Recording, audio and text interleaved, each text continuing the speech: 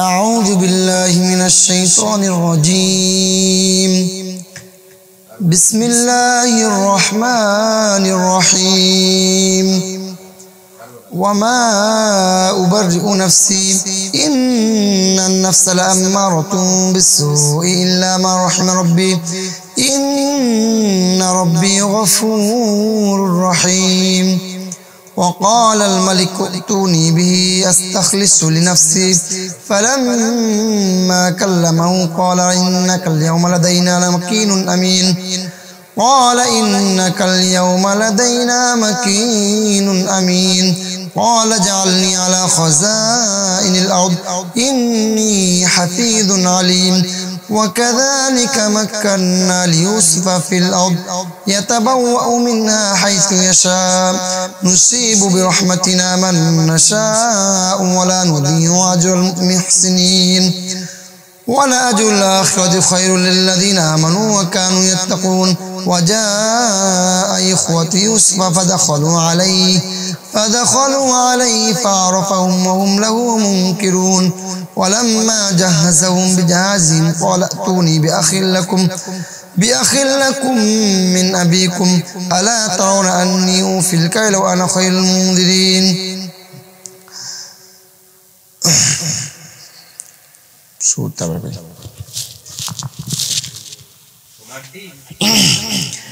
أعوذ بالله من الشيطان الرجيم. بسم الله الرحمن الرحيم. وما أبرئ نفسي إن النفس لأمارة بالسوء إلا ما رحم ربي إن ربي غفور رحيم. وقال الملك ائتوني به أستخلص لنفسي فلما كلمه قال إنك اليوم لدينا مكين أمين. قال اجعلني على خزائن الأرض إني حفيظ عليم. وكذلك مكنا ليوسف في الأرض يتبوأ منها حيث يشاء نصيب برحمتنا من نشاء ولا نضيع أجر المحسنين. ولأجر الآخرة خير للذين آمنوا وكانوا يتقون. وجاء إخوة يوسف فدخلوا عليه فعرفهم وهم له منكرون. ولما جهزهم بجهازهم قال ائتوني بأخ لكم من أبيكم ألا ترون أني أوفي الكيل وأنا خير المنزلين. فإن لم تأتوني به فلا كيل لكم عندي ولا تقربون. قالوا سنراود عنه أباه وإنا لفاعلون. وقال لفتيانه جعلوا بضاعتهم في رحالهم لعلهم يعرفونها إذا انقلبوا إلى أهلهم لعلهم يرجعون. فلما رجعوا إلى أبيهم قالوا يا أبانا منع منا الكيل فأرسل معنا أخانا نكتل وإنا له لحافظون. قال هل آمنكم عليه إلا كما أمنتكم على أخيه من قبل فالله خير حافظا وهو أرحم الراحمين. ولما فتحوا متاعهم وجدوا بضاعتهم ردت إليهم قالوا يا أبانا ما نبغي هذه بضاعتنا ردت إلينا ونمير أهلنا ونحفظ أخانا ونزداد كيل بعير ذلك كيل يسير. قال لن أرسله معكم حتى تؤتوني موثقا من الله لتأتونني به إلا أن يحاط بكم. فلما آتوا موثقهم قال الله على ما نقول وكيل. وقال يا بني لا تدخلوا من باب واحد وادخلوا من أبواب متفرقة وما أغني عنكم من الله من شيء إن الحكم إلا لله عليه توكلت وعليه فليتوكل المتوكلون. ولما دخلوا من حيث أمرهم أبوهم ما كان يغني عنهم من الله من شيء إلا حادثا في نفس يعقوب قضاها وإنه لذو علم لما علمناه ولكن أكثر الناس لا يعلمون ولما دخلوا على يوسف آوى إليه أخاه قال إني أنا أخوك فلا تبتئس بما كانوا يعملون فلما جهزهم بجهازهم جعل السقاية في رحل أخيه ثم أذن مؤذن أيتها العير إنكم لسارقون قالوا أقبلوا عليهم ماذا تفقدون قالوا نفقد الشواع الملك ولمن جاء به حمل بعير وأنا به زعيم قالوا تالله لقد علمتم ما جئنا لنفسد في الأرض وما كنا سارقين قالوا فما جزاؤه إن كنتم كاذبين قالوا جزاؤه من وجد في رحله فهو جزاؤه كذلك نجزي الظالمين فبدأ بأوعيتهم قبل وعاء أخيه ثم استخرجها من وعاء أخيه كذلك كدنا ليوسف ما كان ليأخذ أخاه في دين الملك إلا أن يشاء الله نرفع درجات من نشاء وفوق كل ذي علم عليم قالوا إن يسرق فقد سرق أخ له من قبل فأسرها يوسف في نفسه فلم يبدها لهم قال أنتم شر مكانا والله أعلم بما تصفون قالوا يا أيها العزيز إن له أبا شيخا كبيرا فخذ أحدنا مكانه إنا نراك من المحسنين قال معاذ الله أن نأخذ إلا من وجدنا متاعنا عنده إنا إذا لظالمون فلما استيأسوا منه خلصوا نجيا قال كبيرهم ألم تعلموا أن أباكم قد أخذ عليكم موثقا من الله من قبل فما فرطتم في يوسف فلن أبرح الأرض حتى يأذن لي أبي أو يحكم الله لي وهو خير الحاكمين ارجعوا إلى أبيكم فقولوا يا أبانا إن ابنك سرق وما شهدنا إلا بما علمنا وما كنا للغيب حافظين واسأل القرية التي كنا فيها والعير التي أقبلنا فيها وإنا لصادقون قال بل سولت لكم أنفسكم أمرا فصبر جميل عسى الله أن يأتيني بهم جميعا إنه هو العليم الحكيم وتولى عنه وقال يا أسف على يوسف وابيضت عيناه من الحزن فهو كظيم قالوا تالله تفتأ تذكر يوسف حتى تكون حرضا أو تكون من الهالكين قال إنما أشكو بثي وحزني إلى الله وأعلم من الله ما لا تعلمون يا بني يذهبوا فتحسسوا من يوسف وأخيه ولا تيأسوا من روح الله إنه لا ييأس من روح الله إلا القوم الكافرون فلما دخلوا عليه قالوا يا أيها العزيز مسنا وأهلنا الضر وجئنا ببضاعة مزجاة فأوفي لنا الكيل وتصدق علينا إن الله يجزي المتصدقين قال هل علمتم ما فعلتم بيوسف وأخيه وإذا أنتم جاهلون قالوا أئنك لأنت يوسف قال أنا يوسف وهذا أخي قد من الله علينا إنه من يتقي ويصبر فإن الله لا يضيع أجر المحسنين قالوا تالله لقد آثرك الله علينا وإن كنا لخاطئين قال لا تثريب عليكم اليوم يغفر الله لكم وهو أرحم الراحمين اذهبوا بقميصي هذا فألقوه على وجهي يأت بصيرا وأتوني بأهلكم أجمعين ولما فصلت العير قال أبوهم إني لأجد ريح يوسف لولا أن تفندون قالوا تالله إنك لفي ضلالك القديم فلما أن جاء البشير ألقاه على وجهه فارتد بصيرا قال ألم أقل لكم إني أعلم من الله ما لا تعلمون قالوا يا أبانا استغفر لنا ذنوبنا إنا كنا خاطئين قال سوف أستغفر لكم ربي إنه هو الغفور الرحيم فلما دخلوا على يوسف آوى إليه أبويه وقال ادخلوا مصر إن شاء الله آمنين ورفع أبويه على العرش وخروا له سجدا وقال يا أبت هذا تأويل رؤياي من قبل قد جعلها ربي حقا وقد أحسن بي إذ أخرجني من السجن وجاء بكم من البدو من بعد أن نزغ الشيطان بيني وبين إخوتي إن ربي لطيف لما يشاء إنه هو العليم الحكيم رب قد آتيتني من الملك وعلمتني من تأويل الأحاديث فاطر السماوات والأرض أنت ولي في الدنيا والآخرة توفني مسلما وألحقني بالصالحين ذلك من أنباء الغيب نوحيه إليك وما كنت لديهم إذ أجمعوا أمرهم يمكرون وما أكثر الناس ولو حرصت بمؤمنين وما تسألهم عليه وما أكثر الناس ولو حرصت بمؤمنين وما أكثر الناس ولو حرصت بمؤمنين وما تسألهم عليه من أجر إن هو إلا ذكر للعالمين وكأين من آية في السماوات والأرض يمرون عليها وهم عنها معرضون وما يؤمن أكثرهم بالله إلا هم مشركون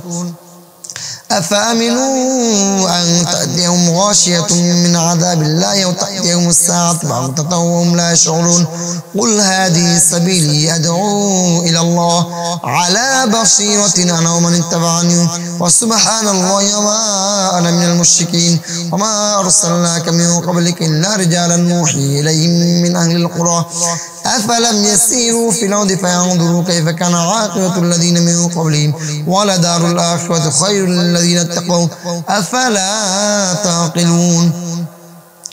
حتى إذا استيأس الرسل وظنوا أنهم قد كذبوا جاءهم نصرنا فنجي من نشاء ولا يرد بأسنا عن القوم المجرمين لقد كان في قصصهم عبرة لأولي الألباب ما كان حديثا يفترى لكن تصديق الذي بين يديه وتفصيل كل شيء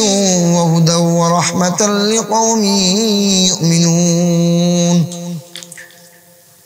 بسم الله الرحمن الرحيم ألف لام ميم را تلك آيات الكتاب والذي أنزل إليك من ربك الحق ولكن أكثر الناس لا يؤمنون الله الذي رفع السماوات بغير عمد ترونها ثم استوى على العرش وسخر الشمس والقمر كل يجري لأجل مسمى يدبر الأمر يفصل الآيات لعلكم بلقاء ربكم توقنون وهو الذي مد الأرض وجعل فيها رواسي وأنهارا وجعل من كل الثمرات جعل فيها زوجين اثنين يغشي الليل النهار وإن في ذلك لآيات لقوم يتفكرون وفي الأرض قطع متجاورات وجنات من أعناب وزرع ونخيل صنوان وغير صنوان يسقى بماء واحد ونفضل بعضها على بعض في الأكل إن في ذلك لآيات لقوم يعقلون وإن تعجب فعجب قولهم أإذا كنا ترابا إنا لفي خلق جديد أولئك الذين كفروا بربهم وأولئك الأغلال في أعناقهم وأولئك أصحاب النار هم فيها خالدون ويستعجلونك بالسيئة قبل الحسنة وقد خلت من قبلهم المثلات وإن ربك لذو مغفرة للناس على ظلمهم وإن ربك لشديد العقاب ويقول الذين كفروا لولا أنزل علي آية من ربي إنما أنت منذر ولكل قوم هاد الله يعلم ما تحمل كل أنثى وما تغيض الأرحام وما تزداد وكل شيء عنده بمقدار عالم الغيب والشهادة الكبير المتعال سواء منكم من أسر القول ومن جهر به من هو مستخف بالليل وسارب بالنهار له معقبات من بين يديه ومن خلفه يحفظونه من أمر الله إن الله لا يغير ما بقوم حتى يغيروا ما بأنفسهم وإذا أراد الله بقوم سوءا فلا مرد له وما لهم من دونه من وال والذي يريكم البرق خوفا وطمعا وينشئ السحاب الثقال ويسبح الرعد بحمده والملائكة من خيفته ويرسل الصواعق فيصيب بها من يشاء ويجادلون في الله وهو شديد المحال له دعوة الحق والذين يدعون من دونه لا يستجيبون لهم بشيء إلا كباسط كفيه إلى الماء ليبلغ فاء وما هو ببالغه وما دعاء الكافرين إلا في ضلال ولله يسجد من في السماوات والأرض طوعا وكرها وظلالهم بالغدو والآصال قل من رب السماوات والأرض قل الله قل أفاتخذتم من دونه أولياء لا يملكون لأنفسهم نفعا ولا ضرا قل هل يستوي الأعمى والبصير أم هل تستوي الظلمات والنور أم جعلوا لله شركاء خلقوا كخلقه فتشابه الخلق عليهم قل الله خالق كل شيء وهو الواحد القهار أنزل من السماء ماء فسالت أودية بقدرها فاحتمل السيل زبدا رابيا ومما يوقدون عليه في النار ابتغاء حلية أو متاع زبد مثله كذلك يضرب الله الحق والباطل فأما الزبد فيذهب جفاء وأما ما ينفع الناس فيمكث في الأرض كذلك يضرب الله الأمثال للذين استجابوا لربهم الحسنى والذين لم يستجيبوا له لو أن لهم ما في الأرض جميعا ومثله معه لافتدوا به جميعا ومثله معه لافتدوا به أولئك لهم سوء الحساب ومأواهم جهنم وبئس المهاد أفمن يعلم أنما أنزل إليك من ربك الحق كمن هو أعمى إنما يتذكر أولو الألباب الذين يوفون بعهد الله ولا ينقضون الميثاق والذين يصلون ما أمر الله به أن يوصل ويخشون ربهم ويخافون سوء الحساب والذين صبروا ابتغاء وجه ربهم وأقاموا الصلاة وأنفقوا مما رزقناهم سرا وعلانية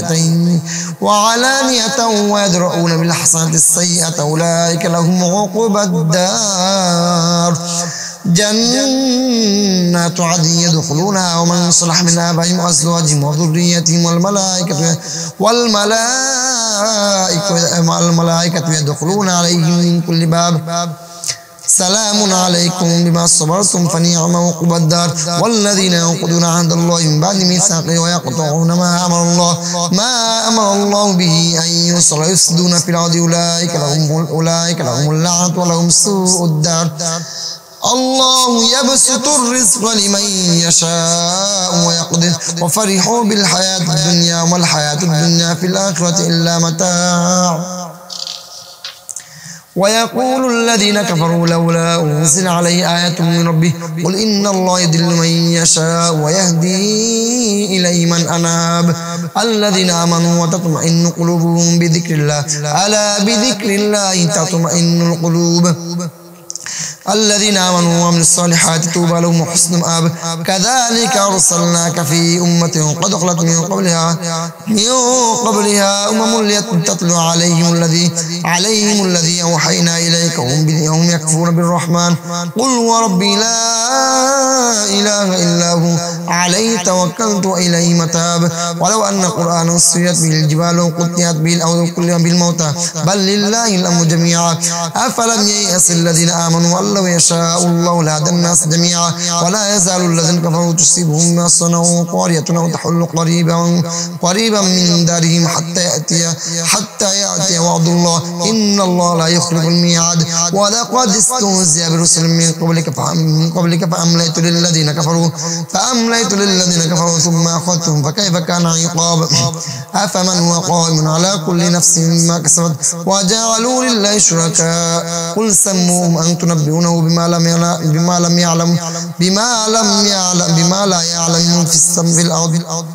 بما لا يعلم في الأرض ومن بظاهر من القول بل زين للذين كفروا مكرهم وصدوا عن السبيل ومن يضلل الله فما له من هاد لهم عذاب في الحياة الدنيا ولعذاب الآخرة أشق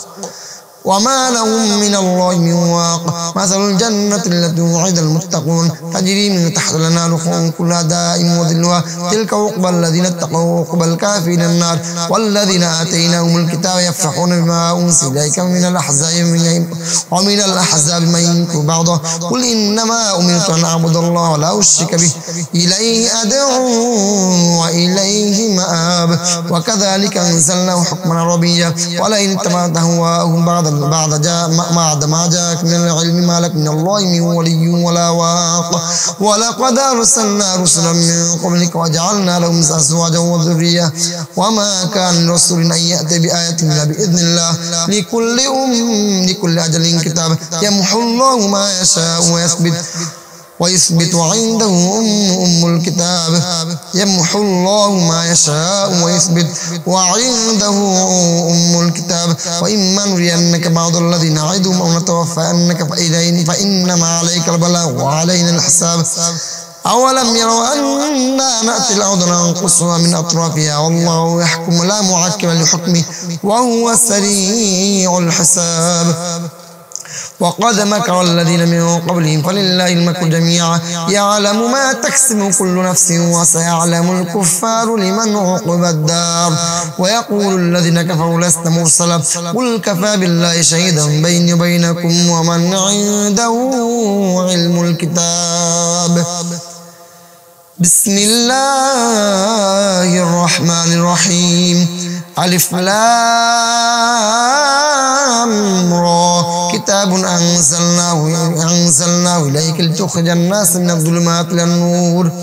بإذن ربهم إلى صراط العزيز الحميد الله الذي له ما في السماوات وما في الأرض وويل للكافرين من عذاب شديد الذين يستحبون الحياة الدنيا على الآخرة ويصدون عن سبيل الله ويبغونها عوجا أولئك في ضلال بعيد وما أرسلنا من رسول إلا بلسان قومك ليبين لهم فيدل الله من يشاء ويهدي من يشاء وهو العزيز الحكيم ولقد أرسلنا موسى بآياتنا أن أخرج قومك من الظلمات إلى النور وذكروا بأيام الله إن في ذلك لآيات لكل صبار شكور وإذ قال موسى لقومه اذكروا نعمة الله عليكم إذ أنجاكم من آل فرعون يسومونكم سوء العذاب يذبحون أبناءكم ويستحيون نساءكم وفي ذلكم بلاء من ربكم عظيم وإذ تأذن ربك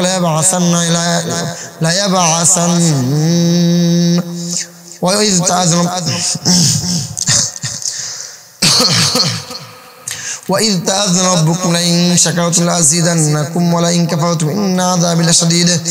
وقال موسى إن تكفروا أنتم ومن في الأرض جميعا فإن الله لغني حميد ألم يأتكم نبأ الذين من قبلكم قوم نوح وعاد وثمود والذين من بعدهم لا يعلمهم إلا الله جاءتهم رسلهم بالبينات فردوا أيديهم في أفواههم وقالوا إنا كفرنا بما أرسلتم به وإنا لفي شك مما تدعوننا إليه مريب. قالت رسلهم أفي الله شك فاطر السماوات والأرض يدعوكم ليغفر لكم من ذنوبكم ويؤخركم إلى أجل مسمى قالوا إن أنتم إلا بشر مثلنا تريدون أن تصدونا عما كان يعبد آباؤنا فأتونا بسلطان مبين. قالت لهم رسلهم إن نحن إلا بشر مثلكم ولكن الله يمن على من يشاء من عباده وما كان لنا أن نأتيكم بسلطان إلا بإذن الله وعلى الله فليتوكل المؤمنون. وما لنا ألا نتوكل على الله وقد هدانا سبلنا ولنصبرن على ما آذيتمونا وعلى الله فليتوكل المتوكلون. وقال الذين كفروا لرسلهم لنخرجنكم من أرضنا ولتعودن في ملتنا فأوحى إليهم ربهم لنهلكن الظالمين ولنسكننكم الأرض من بعدهم ذلك لمن خاف مقامي وخاف وعيد. واستفتحوا وخاب كل جبار عنيد من ورائه جهنم يسقى من ماء صديد يتجرعه ولا يكاد يسيغه ويأتيه الموت من كل مكان وما هو بميت ومن ورائه عذاب غليظ. مثل الذين كفروا بربهم أعمالهم كرماد اشتدت به الريح في يوم عاصف لا يقدرون مما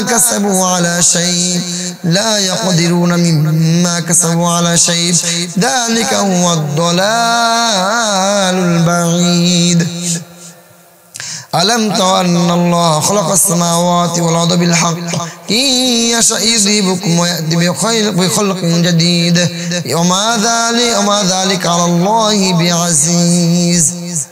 وبرزوا لله جميعا فقال الضعفاء للذين استكبروا إنا كنا لكم تبعا فهل أنتم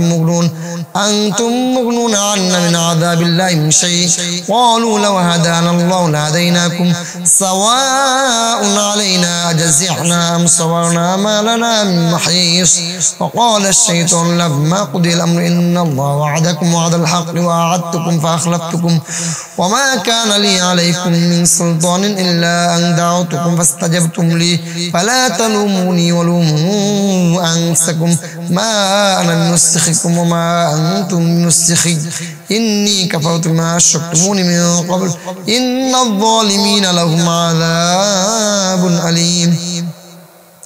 وأدخل الذين آمنوا وعملوا الصالحات جنات تجري من تحت الأنهار خالدين فيها بإذن ربهم تحيتهم فيها سلام. ألم تر كيف ضرب الله مثلا كلمة طيبة كشجرة طيبة أصلها ثابت وفرعها في السماء تؤتي أكلها كل حين بإذن ربها ويضرب الله الأمثال للناس لعلهم يتذكرون. ومثل كلمة خبيثة كشجرة خبيثة اجتثت من فوق الأرض ما لها من قرار يثبت الله الذين آمنوا بالقول الثابت في الحياة الدنيا وفي الآخرة ويضل الله الظالمين ويفعل الله ما يشاء. ألم تر إلى الذين بدلوا نعمة الله كفرا وأحلوا قومهم دار البوار جهنم يصلونها وبئس القرار وجعلوا لله أندادا ليضلوا عن سبيله قل تمتعوا فإن مصيركم من النار. قل لعبادي الذين آمنوا يقيموا الصلاة وينفقوا مما رزقناهم سرا وعلانية من قبل أن يأتي يوم لا بيع فيه ولا خلال. الله الذي خلق السماوات والأرض وأنزل من السماء ماء فأخرج به من الثمرات رزقا لكم وسخر لكم الفلك لتجري في البحر بأمره وسخر لكم الأنهار وسخر لكم الشمس والقمر دائبين وسخر لكم الليل والنهار وآتاكم من كل ما سألتموه وإن تعدوا نعمة الله لا تحصوها إن الإنسان لظلوم كفار وإذ قال إبراهيم رب اجعل هذا البلد آمنا وجنبني وبني أن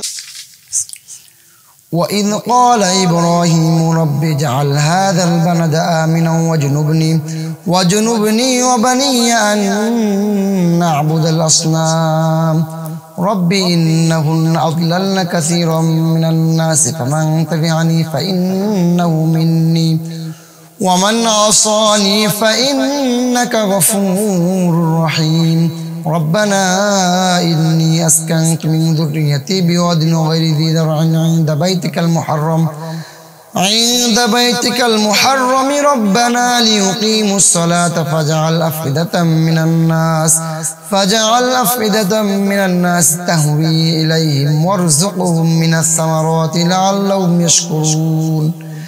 ربنا إنك تعلم ما نخفي وما نعلن وما يخفى على الله من شيء في الأرض ولا في السماء الحمد لله الذي وهب لي على الكبر إسماعيل وإسحاق إن ربي لسميع الدعاء رب اجعلني مقيم الصلاة ومن ذريتي ربنا وتقبل دعاء ربنا اغفر لي ولوالدي وللمؤمنين يوم يقوم الحساب ولا تحسبن الله غافلا عما يعمل الظالمون إنما يؤخرهم ليوم تشخص فيه الأبصار مهطعين مقنعي رؤوسهم لا يرتد إليهم طرفهم وأفئدتهم هواء وأنذر الناس يوم يأتيهم العذاب فيقول الذين ظلموا ربنا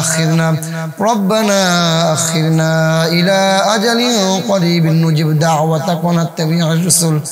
أولم تكونوا أقسمتم من قبل ما لكم من زوال وسكنتم في مساكن الذين ظلموا أنفسهم وتبين لكم كيف فعلنا بهم وضربنا لكم الأمثال وقد مكروا مكرهم عند الله مكرهم وإن كان مكرهم لتزول منه الجبال فلا تحسبن الله مخلف وعده رسله إن الله عزيز ذو انتقام يوم تبدل الأرض غير الأرض والسماوات وبرزوا لله الواحد القهار